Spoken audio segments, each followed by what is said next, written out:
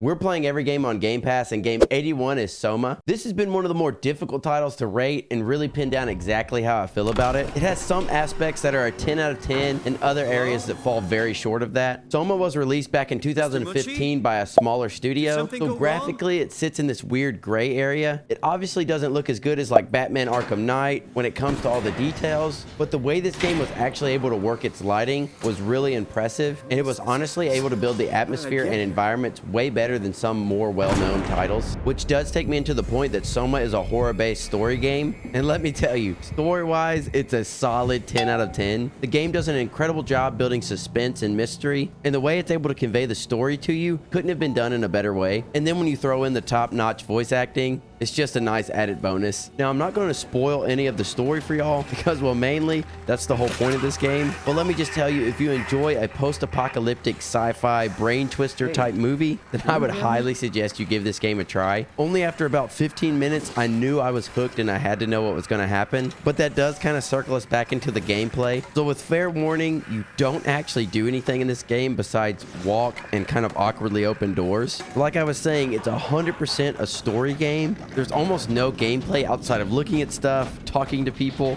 and listening to the story. So fun-wise, it's about as fun as a good movie, if that makes sense. So after 4 hours, I was actually really tired of the gameplay, but I had to know the ending of the story. So I ended up watching the rest of this like movie game on a YouTube video. So for the rating, it's really hard to dial it into a specific number. Story-wise, like I said, it's obviously a 10 out of 10, but gameplay-wise, it would fall more in that 4 to 5 range. I mean, the adventuring was extremely interesting in the early stages of the game, but I wouldn't necessarily say it was super fun. So with all that being said, I'm still going to give it a super solid 7 out of 10. It's well worth a playthrough, or at least a watch through on YouTube, and I'd honestly say this is close to hidden gem worthy. Thank y'all again for watching. I hope to get through game 82 soon. It was a very highly requested game early on in the series, so I'll see y'all in the next one for that one.